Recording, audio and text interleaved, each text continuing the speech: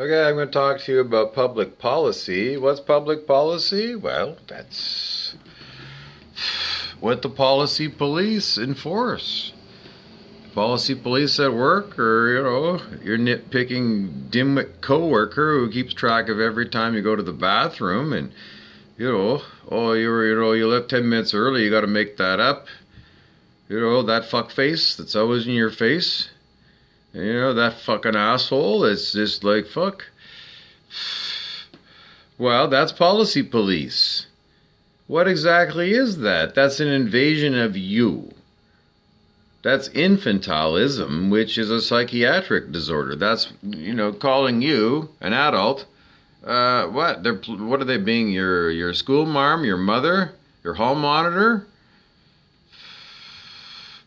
Well, it's police. It's a police action on you. What's a police action? It's a war.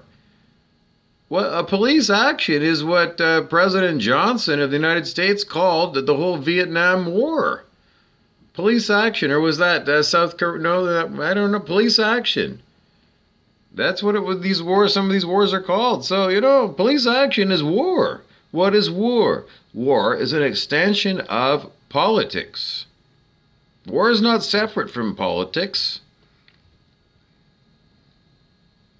It's the exercise of power, political power, through military means. It's Teddy Roosevelt, another president of the United States. Famous logo was speak softly and carry a big stick. In other words, you say, well, I need you to do this. And it's Teddy Roosevelt with, the United States military. And, you got to look at Teddy, and then you got to look at your own military force. And, if you don't want to fight because your military is no good, or, your officers are cowards, then you're either going to tell Teddy to fuck off, or you're going to say, yes, sir, and bow down on one knee, and say, you're my new lord then, Lord Teddy. I mean, what are you going to do? Public policy is, your governmental policy. What makes good public policy? Well, this would go back to perhaps Aristotle, the ancient Greek. What is virtue? The virtuous life. What is the nature of virtue? Because Aristotle is going to say, I'm talking about virtue. You want civilization, you need to have virtue. If your civilization is all vice, then no one's going to work because everybody spends every day in the whorehouse. Stories are that, like around the time of Charles Dickens and, Charles Dickens, they said that in London, England, 1885, all the men went for their nooner at the cat house. That's what it said somewhere on the internet. Maybe it means, I don't know, were they happier in 1885 than they are in modern day? Yes. No, I don't know. I don't know. It was the best of times, it was the worst of times. Another one of those Charles Dickens things. Okay, well, I don't know, because this is my motherhood hat. This is Marge Simpson's blue hair, okay? So, if I put on Marge Simpson, she's going to say, I got little ones, and, I need every mother's just going to say, I want my child, my child is special. Every child is special, but every mom's going to say, yeah, but this is my child, and this child is special. But, that motherhood thing, if she's going to look, Marge is going to say, Marge is not someone's only my child is special, like, Harriet Olsen from Little House on the Prairie. Only Nellie Olsen is special. Willie, I'm sorry, you're on the outs. Only Nellie. Nellie and Harriet show in Walnut Grove. Well, she was a royal pain in the ass, wasn't she? She was. She was a low-vibe person. Okay, let's check the consciousness calibration for Harriet. What was their last name? Was it Nelson? Nels was her husband. Harriet Olsen. Harriet Olsen, we have the permission. Yes, the universe says she calibrates under 200 Under 190, 190 pride. Well, she's a prideful woman. Prideful, spiteful woman. And then Nellie Olsen, 190 as well. And then the wonderful husband that kept the place going. I'm being blocked right now. Okay, well, I don't know. I just can't even get the guy's name here. And I'm having a hard time. I don't know, because I don't know. It doesn't feel right. Why? Well, I'm being blocked. What? It's demonic attack. But it just keeps happening. It happens to me all day. Why? Well, because we live on a demonic planet. There's a hell of a lot of demonic here. And demonic, I don't know, spirits like to play too. So, are we going to get it or not? It's maybe clearing up. The energy's clearing up a bit. You can feel the energy, but it's been very heavy, horrible energy today. 190, very strong energy at, why? Well, if I'm at 600, why would an energy at 190 feel strong? Because there's a lot of it. Shouldn't my power at 600 counterbalance it? Well, it's very taxing on me. It's true that people at higher levels of consciousness counterbalance a lot of negativity, a lot of negative people. And you learn that in Dr. Hawkins' first book, Power versus Force. And if you get way up there and you're like, somebody like Jesus or Buddha, then, you're going to have an amazing influence on a hell world. Planet Earth at the time of Jesus was at 90 on the scale of human consciousness, the collective of humans. I mean, geez, they were like cavemen, the way they go around bashing each other on the head and,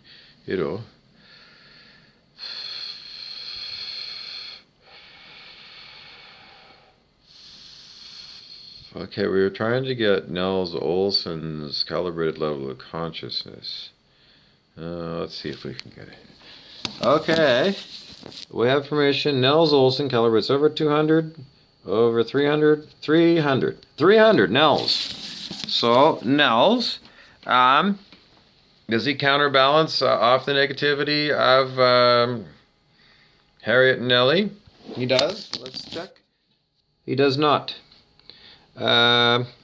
What level of consciousness, let's see, what level of consciousness would be sufficient to counterbalance Nellie and Harriet in that nuclear family? If it was Nels, okay, because with his Willie, we'll take him out of the equation. Nels would have to be over 300, over 400, over 500. At 500, Nels would have enough love energy to counterbalance the negativity of those other two. And it's as easy as that to find out through muscle testing. So everything is available in the database of consciousness if you're in integrity for what you're looking for. Well, this is an educational program, so we're in integrity. If I was looking to go and get the combination to the Olsen safe, that wouldn't be an integrity. That would be, committing a crime. So, the information I would get from that would not be reliable. Would you get the right information? I wouldn't know. I wouldn't expect the universe to give you right information. But the universe might look at you and say, well, you're being a son of a bitch, and it might create a sting operation, and you might indeed get the information. Because the universe is not about anything other than getting you to drop your bullshit. So it might give you the information that it might. It might. The universe, the universe is judging your soul, and it's not afraid. It's not afraid to set up traps, sting operations, Mr. Big scenarios, It's just like everything that you see on cop shows, the universe is going to do the same thing for you, set you up, because it reads what is the intention in your heart.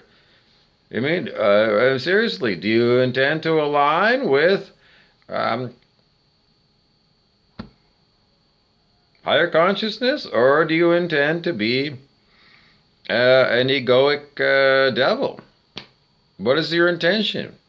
And the universe knows, and that's how it all plays out. But in the end,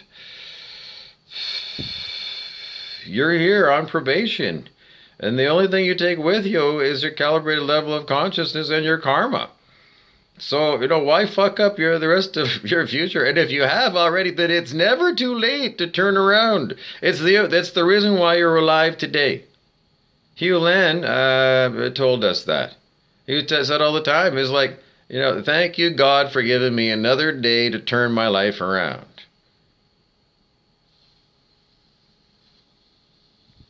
What about all my bad karma? Well, because it's like, thank you, God, for giving me a chance to fix my karma in the easiest way possible with the least amount of pain and agony and suffering for me and others.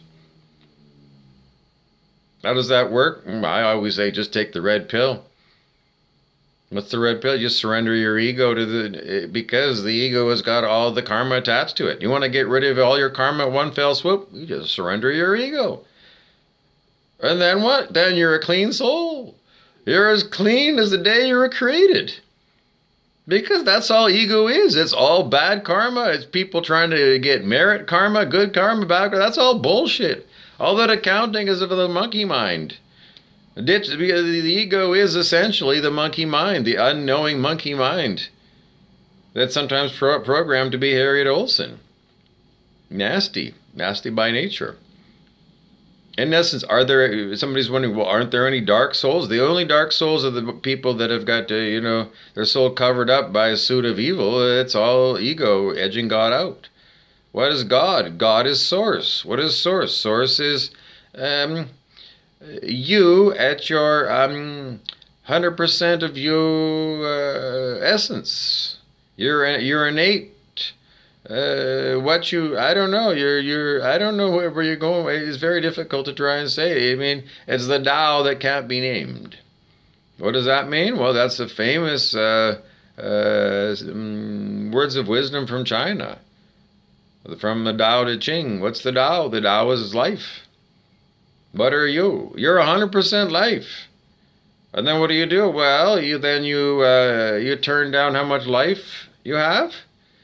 And that's called the scale of human consciousness.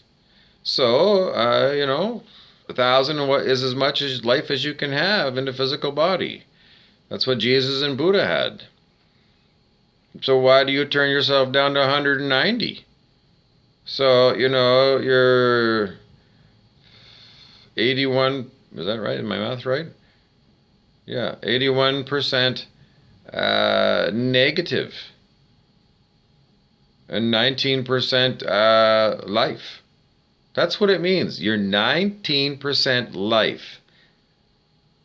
Does that sound wise? 190 on the scale, just drop the zeros. Top of the scale is at 1,000, Jesus and Buddha. Knock off a zero there, that makes me my 100. So my scale is now going from 1 to 100. Well, I dropped the zero off the 190 pride, and 19 on the scale is pride. You've set your life force energy for you. That's what your ego is. You set it at 19. That's not very much life. Why would you do that? Doesn't that invite disease? Isn't it kind of saying, yeah, talk about living on the edge?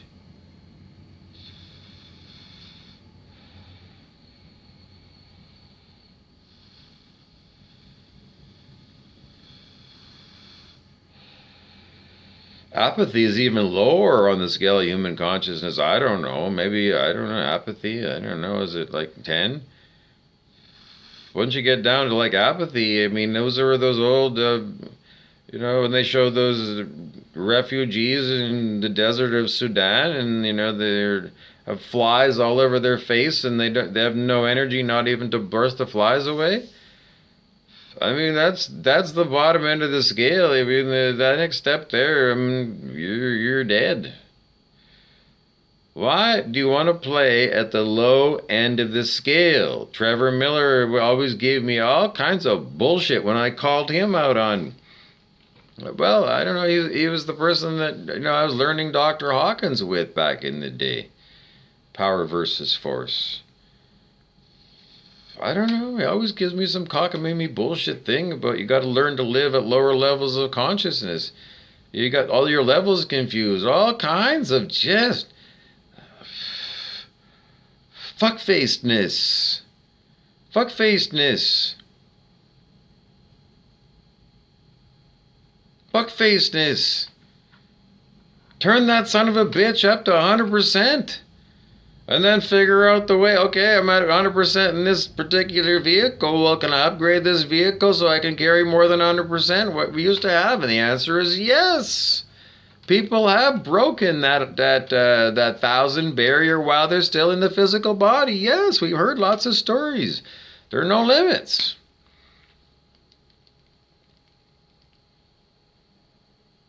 So why am I waiting around for all these dead people to drop dead? That's basically where it is, you know. You're at 19% life. I mean, that's shit. And I can't get you to wake up to the fact that that's where you're at. And my God, man, what does it take? What does it take? Truly, from standing here at, well, wherever I am, well, this is the way I look at the world, because I see, look at me now. It's like there's so much of this low vibe shit. And here I am, the consciousness teacher. I'm going to quit this and I'm going to take up cat sitting.